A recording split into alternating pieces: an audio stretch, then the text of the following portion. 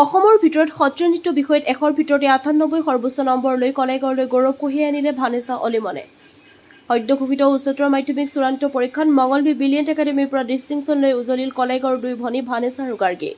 দুয়োগৰাকী ছাত্ৰীৰ এনে সাফল্যত অঞ্চলটোৰ শুভাকাংক্ষী দল, ছাত্ৰ সংগঠন, সাংবাদিক, গুণমুগ্ধ ব্যক্তি, আত্মীয় কুটুম আৰু কলাইগাঁৱৰ থানাৰ আৰক্ষী বিষয়া জীৱন মাৰাকে চিন্তাগাঁৱৰ গৃহলৈ গৈ সম্বৰ্ধনা দি আশীৰ্বাদ জনায়। ব্ৰিলিয়েণ্ট একাডেমীৰ ছাত্ৰী অলিমনে 5টা বিষয়ত লেটাৰ নম্বৰে 88.4% আৰু গাৰ্গী অলিমনে আটাইকেইটা বিষয়ত লেটাৰ লৈ 93.4% নম্বৰেৰে কলাইগাঁৱলৈ গৌৰৱ কঢ়িয়াই আনে। পিতৃ মাতৃৰ কষ্টৰ ফলৰ উপহাৰ দিয়া ভানেছা আৰু গাৰ্গীয়ে সাংবাদিকৰ আগত কি বক্তব্য দাঙি ধৰিলে শুনকচোন। কলাইগাঁৱৰ পৰা ভুৱন বনিয়াৰ ৰিপৰ্ট, AIN লাইভ। নমস্কাৰ, মোৰ নাম শ্ৰী গাৰ্গী অলিমন। মই ব্ৰিলিয়েণ্ট একাডেমীৰ পৰা HS পাছ কৰিছোঁ এইবাৰ। মই মোৰ গোটেই টিচাৰ্ছক থেংক ইউ কৈছোঁ আৰু লগতে মোৰ গোটেই পৰিয়াল যোনে মোক ইমান ছাপোৰ্ট কৰিছে, সেইকাৰণে মই আজি এইখিনি পাৰ্চেণ্টেজ লৈ পেলাই পাছ কৰিব পাৰিছোঁ। থেংক ইউ ছ' মাছ। মই ভবা নাছিলোঁ এইখিনি পাম বুলি, কিন্তু মই ভাবোঁ এইটো যে মই কষ্ট কৰিছোঁ, সেইকাৰণে হয়তো এইখিনি পাবৰ কাৰণে মই সক্ষম হৈছোঁ। ছ' থেংক ইউ। মোৰ মতেদি দৰিদ্ৰ হোৱাটো আমাৰ মানে জন্মগত হৈ আহোঁ, কিন্তু আমি এইটো ভাবিব লাগিব যে আমি মৰিম কেনেকৈ। এতিয়া ধৰি লওক আমি কষ্টটো আমি মানে নিজে কৰিব লাগিব। এইটো নহয় যে আমাৰ পইচা নাই সেইকাৰণে আমি কষ্ট নকৰিম, বিন্দাছ থাকিম। তেতিয়াহ'লে আমি এইটো হ'ব লাগিব, আমি মৰোতেও দুখীয়া হৈয়ে মৰিব লাগিব। কিন্তু যদি আমি কষ্ট কৰি পেলাই কিবা এটা হৈ পেলাই আমি যদি ঢুকাও, তেনেহ'লে মোৰ মতেদি আমাৰ দৰিদ্ৰটো কোনো ধৰণে আমাৰ মানে ৰুকাবত মানে বাধা হৈ পেলাই নপৰে আৰু সেইটোৱে। এইটো কথা কোৱা কথা যে দৰিদ্ৰটো বাধা হৈ পৰে, কিন্তু মোৰ মতেদি সেনেকুৱা নহয়। মোৰ বৰ্তমান মই ভাবিছোঁ APSC এটেম্প কৰি চাম, যদি পালোঁ, নহ'লে বেলেগ কিবা লাইন পঢ়িম আৰু। তোমাৰ মাতৃ ওচৰতে বহি আছে। হয়। মা অশেষ কষ্ট স্বীকাৰ কৰি তোমাক পঢ়াইছিলে, যাৰ তুমি এটা ফল ল'বলৈ সক্ষম হৈছা। মাক উদ্দেশ্যি তুমি কি ক'বা এতিয়া? মোৰ মায়ে মোক বহুত কষ্ট কৰি পঢ়াই আছে, যোনটো সঁচা কথা। মই পঢ়িছোঁ, মোক মায়ে মই আচলতে অত্যন্ত সুখী, আৰু কলাইগাঁৱৰ দৰে এখন পিছ পৰি থকা ঠাইৰ পৰা বা আমাৰ গাঁৱৰ যিটো পৰিৱেশ, আমাৰ এই অঞ্চলত তেনেকুৱা যদিও এতিয়া উঠি আহিছে সত্ৰীয়া নৃত্য বা অন্যান্য যিবিলাক গীত মাত, এতিয়া অকণমান এটা প্ৰকাশ পাইছে বা প্ৰভাৱ এটা পৰিছে। কিন্তু আমি যেতিয়া ইয়াত আমাৰো এখন স্কুল এখন আছে, ব্ৰহ্মপুত্ৰ কালচাৰেল একাডেমী বুলি, 2015 চনতে আমি স্কুলখন ইষ্টাব্লিছ কৰিছিলোঁ।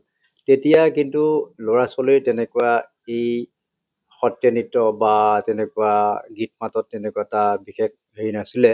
কিন্তু লাহে লাহে এতিয়া প্ৰভাৱ পৰিছে, আৰু আমাৰ স্কুলখনতো যথেষ্ট এতিয়া ল'ৰা ছোৱালী আহিছে বা শিকিব পাৰিছোঁ বা প্ৰশিক্ষণ লৈ আছে। ভাল প্ৰশিক্ষণৰ জৰিয়তে আমি প্ৰশিক্ষণ দি আছোঁ। আৰু মোৰ ছোৱালীজনী, অৰ্থাৎ আমাৰ ছোৱালীজনী, ব্ৰিলিয়েণ্ট একাডেমীত তাই হায়াৰ ছেকেণ্ডেৰী কোৰ্চটো কৰিলে।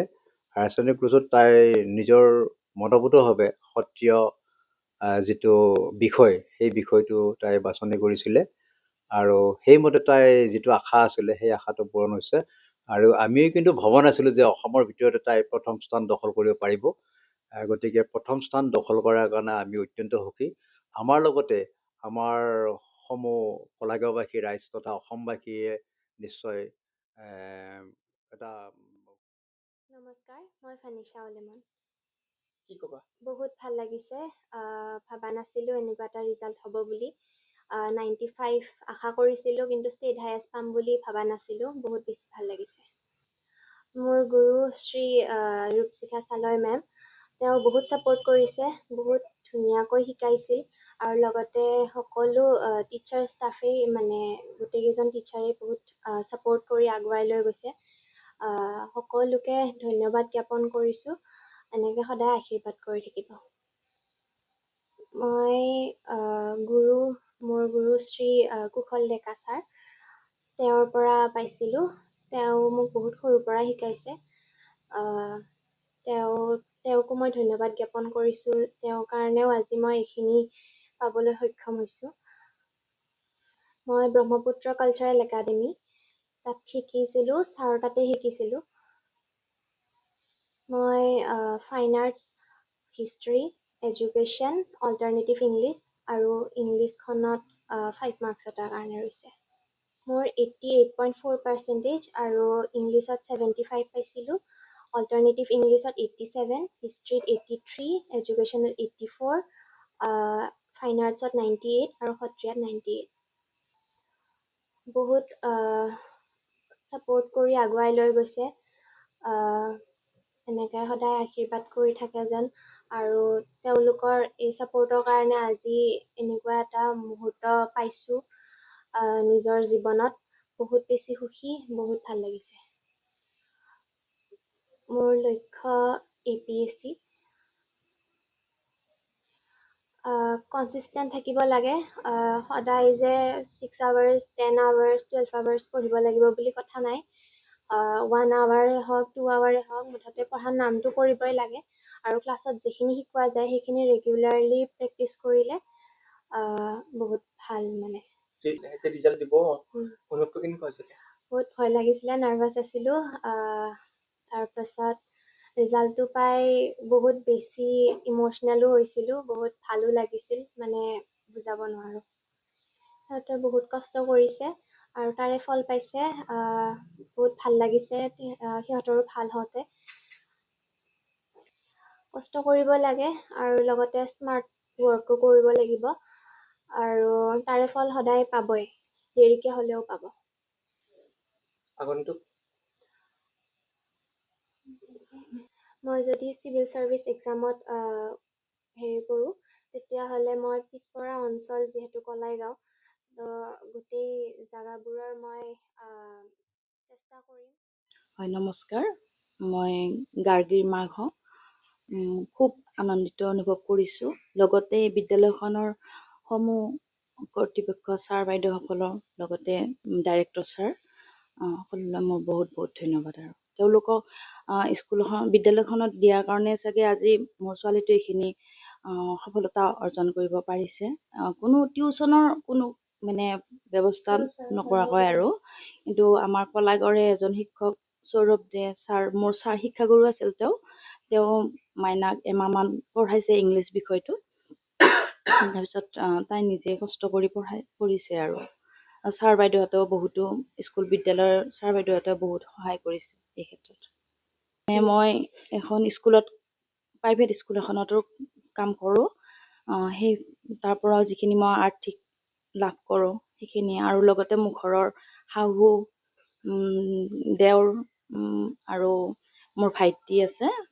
তেনেকৈ গোটেইবিলাক পৰিয়ালৰ গোটেইখিনি সদস্যই আমি তাইক আগুৱাই নিবলৈ মোক সহায় কৰিছে, তাইও সহায়খিনি পাইছে। আৰু 10th লৈছোঁ। ফাৰ্ষ্ট তাই গুৱাহাটী ইউনিভাৰ্চিটিত পঢ়িবলৈ ইচ্ছা কৰিছে, কিন্তু এণ্ট্ৰেঞ্চটো দি চাওক, তাতে যদি সুখ্যাতিৰে উত্তীৰ্ণ হয় পালে তাতে দিম, নহ'লে মঙলে কলেজলৈ। হিচাপে ফাৰ্ষ্ট মোৰ কোনো পাৰ্চেণ্টেজটো লাগে এখন ভাল কলেজ বা এটা ভাল চাকৰিৰ কাৰণে, বা তাইৰ উন্নতি হ'ব ভৱিষ্যতৰ কাৰণে, সেইটো দৰকাৰী। তাৰ উপৰিও এজন যাতে আমাৰ সমাজখনত আজিকালি বহুতো শিক্ষিত লোক আছে, শিক্ষা গ্ৰহণ কৰে, ডক্তৰ, ইঞ্জিনিয়াৰ, প্ৰফেচাৰ বহুতখিনি হয়, কিন্তু নিজৰ মাক দেউতাককো চিনি নোপোৱা হৈ যায়। যাতে তাই আমাৰ ঘৰৰ লগতে গাঁৱৰ গোটেইখিনি পৰিয়ালকে পিছলৈকেও যাতে ভাল কিবা কৰ্মস্থান পাই পেলাই পাহৰি নাযায়, গোটেইখিনিকে তাই মনত ৰাখে। আৰু সেইটোৱে উদ্দেশ্য পাব লাগিলে ল'ৰা ছোৱালীক আচলতে মৰমো কৰিব লাগে, কিন্তু শাসনো কৰিব লাগে। মৰমটো এনেকুৱা, মাৰিব নালাগে সিহঁতক, কিন্তু মানে ক'ত গৈছে ল'ৰা ছোৱালীয়ে, কি কৰিছে, ফোনত আজিকালি ফোনৰ যুগ, ফোনৰ লগত কথা পাতিছে, কি কৰিছে, সেইবুলি বহুত শাসন কৰিব নালাগে কিন্তু ল'ৰা ছোৱালীক, কিন্তু নজৰটো ৰাখিব লাগে। সেইটোৱে। আৰু কষ্ট হয়, মাক দেউতাকৰ গোটেইকেইটাৰে কষ্ট হয়, যিহেতু মই অকলশৰীয়া মাতৃ, দেউতাকৰো সেইটো ল'ব লগা হৈছে। ত' মই কৰিছোঁ, আৰু ভগৱান আছে আৰু ঘৰৰ মানুহখিনি আছে। চৰকাৰক কি আহ্বান জনাব? চৰকাৰক ধন্যবাদ। তেওঁলোকে বহুতখিনি সুবিধা দিছে, উঠি অহা নতুন প্ৰজন্মৰ কাৰণে বহুতখিনি সুবিধা আছে, খালি ল'ৰা ছোৱালীখিনি পঢ়িব লাগে, মানে সেইটোৱে আৰু ৰিজাল্ট। যিকোনো খবৰ আৰু বিজ্ঞাপনৰ বাবে যোগাযোগ কৰক 7896121996